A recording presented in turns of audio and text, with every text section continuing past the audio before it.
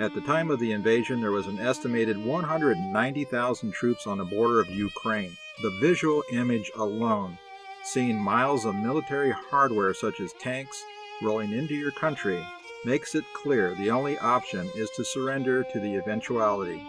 To Putin's surprise, along with the rest of the world, Ukrainian citizens took up arms to defend their country, family, and way of life against a nuclear superpower, a true David and Goliath scenario. One of the first videos that went viral on social media showed a Russian tank intentionally change course to run over a defenseless elderly man in his car. This is nothing less than pure evil, showing the brutality and total disregard for human life by a Russian soldier. The tank pulled away to reveal a smashed car, then sped away. By some miracle, the elderly man survived and was removed from the wreckage of smashed and twisted metal. Images of targeted buildings that once housed families angers the world and generates support for the Ukrainian people. Zelensky stepped up to become a fierce and effective leader to unite citizens, some who never even fired a weapon, to fight back.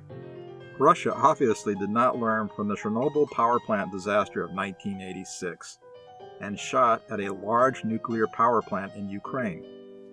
This is not only reckless and stupid, but could impact the whole world. A quick look back in history, 1986. The Chernobyl environmental impact. About 4,000 deaths directly attributed to radiation released. The resulting steam explosion and fires released about 5% of the radioactive core into the environment, with the deposition of radioactive materials in many parts of Europe. This affected roughly 39,000 square miles of land. Fallout reached large areas of Russia and Ukraine, while air and precipitation-borne radioactive particles were found in other areas of Europe, most notably Sweden. Despite looking normal, Chernobyl's animals and plants are mutants. Based on a zoo study in biological conservation, Chernobyl caused genetic mutations in plants and animals increased by a factor of 20.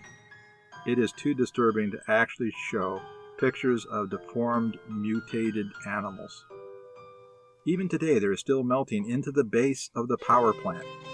If it hits groundwater, it could trigger another catastrophic explosion and leach radioactive material into water nearby residents drink. Environmentalists need to protest and condemn Russia showing total disregard for the environment and killing people. Is Putin showing characteristics of a psychopath? Number 1. Impulsiveness. I would say yes. Number 2. Lack of empathy. Without a doubt. Number 3. Lack of culpability. For sure. Number 5. Manipulation. This is a no-brainer since Putin is former KGB. Number 6. Proclivity for violence. The world is witnessing it today. Number 7. Faulty moral compass. That would be a yes. High intelligence. Putin has demonstrated he is very calculating and intelligent. Number 9. Superficiality. Yes, Putin seems to be very buttoned up and isolated. Number 10. Arrogance. Safe to confirm this one is a yes. Wow, this is scary. We're dealing with a potential psychopath, and we don't know what Putin would do if he was backed into a corner. Is it possible a true David and Goliath scenario played out in recent history? Look no further than the War of 1812, where the British Empire invaded newly established colonies in America. The red represents trained British troops, ships, and military assets. The British clearly outnumbered American fighters, represented by blue. 3 key areas were targeted. The unrelenting bombardment of Fort McHenry resulted in the Star-Spangled Banner. What a beautiful and inspiring song. The British targeted the American flag to bring it down. In spite of direct hits, the American flag proudly stood. It was held up by Americans who gave up their life to keep the flag standing by holding it.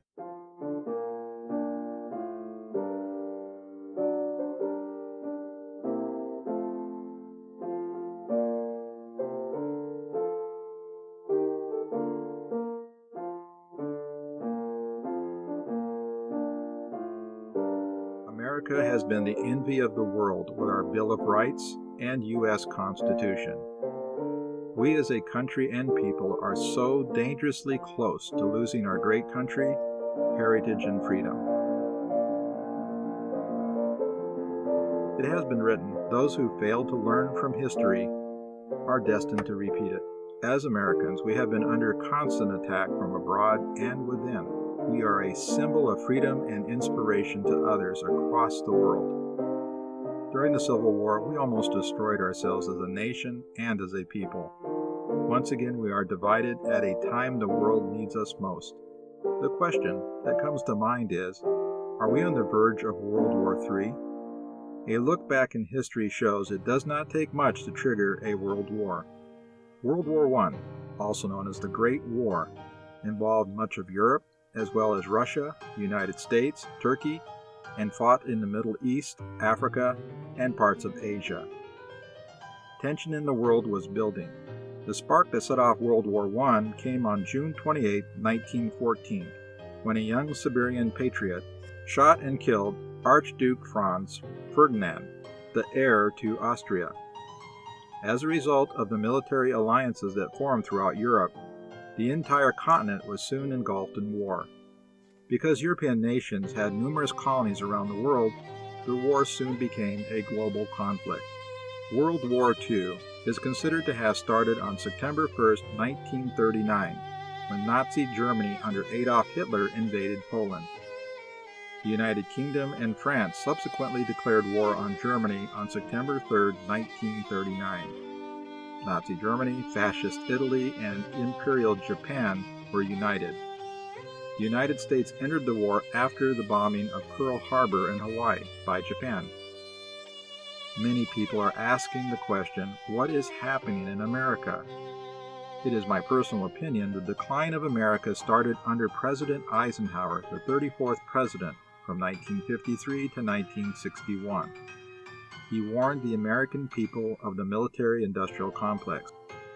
Eisenhower's successor was John Fitzgerald Kennedy, simply referred to as JFK, the 35th Democratic President of the United States, and youngest elected president at age 43.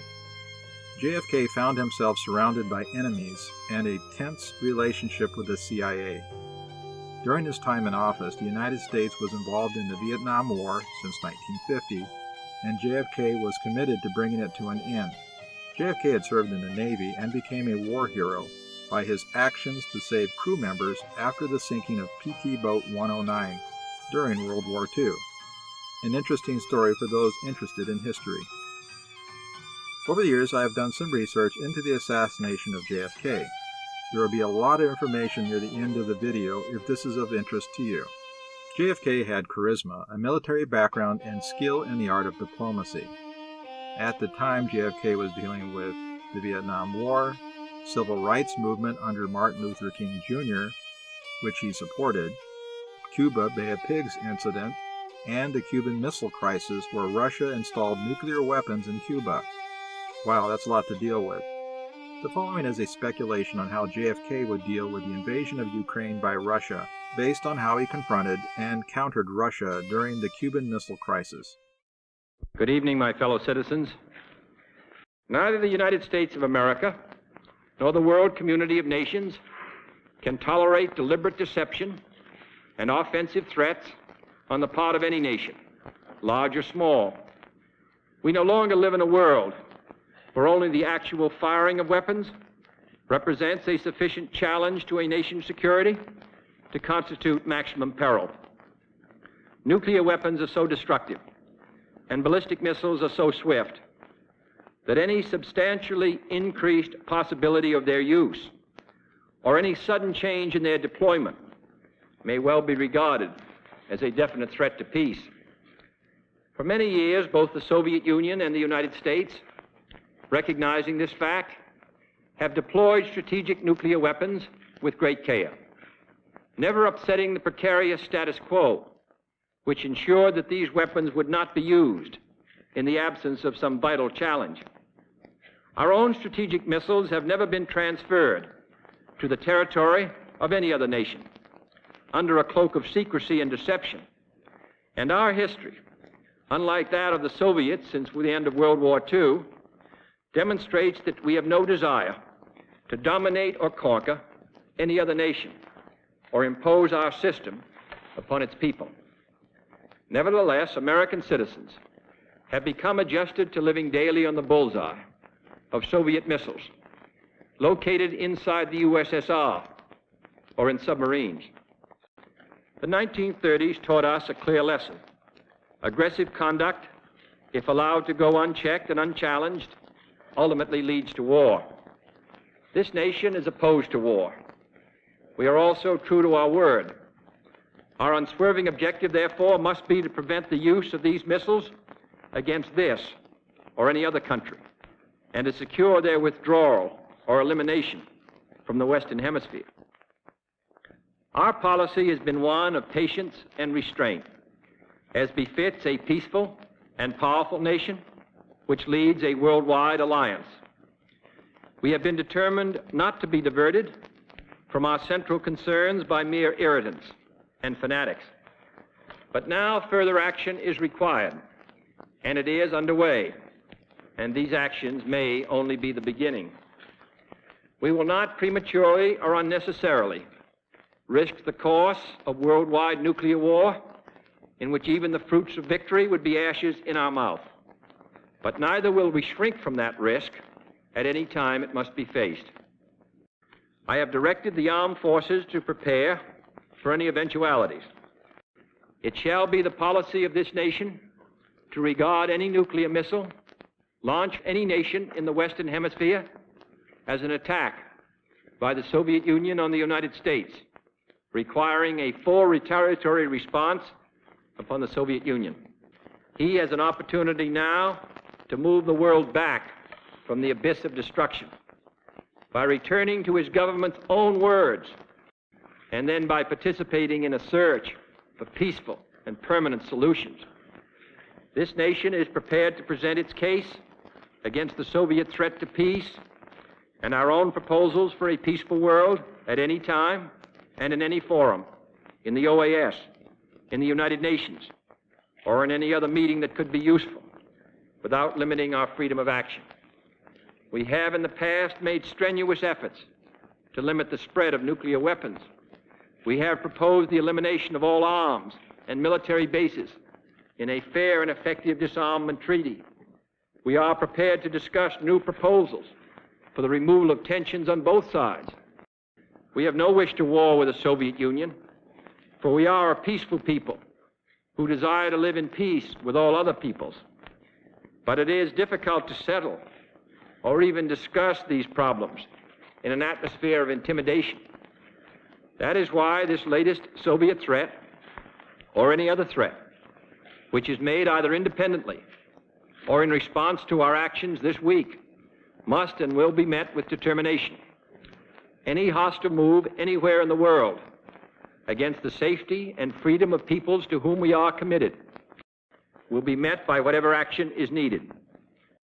I speak to you as a friend, as one who knows of your deep attachment to your fatherland, as one who shares your aspirations for liberty and justice for all. And I have watched, and the American people have watched, with deep sorrow, how your fatherland fell under foreign domination. We know that your lives and land are being used as pawns by those who deny your freedom. People have risen to throw out tyrants who destroyed their liberty. Look forward to the time when they will be truly free, free from foreign domination, free to choose their own leaders, free to select their own system, free to own their own land, free to speak and write and worship without fear or degradation. My fellow citizens, let no one doubt that this is a difficult and dangerous effort on which we have set out. No one can foresee precisely what course it will take, or what costs or casualties will be incurred. Many months of sacrifice and self-discipline lie ahead, months in which both our patience and our will be tested, months in which many threats and denunciations will keep us aware of our dangers. but the greatest danger of all would be to do nothing. The path we have chosen for the present is full of hazards, as all paths are. But it is the one most consistent with our character and courage as a nation and our commitments around the world. The cost of freedom is always high, but Americans have always paid it. And one path we shall never choose, and that is the path of surrender or submission. Our goal is not the victory of might, but the vindication of right. Not peace at the expense of freedom, but both peace and freedom here in this hemisphere, and we hope around the world. God willing, that goal will be achieved. Thank you and good night.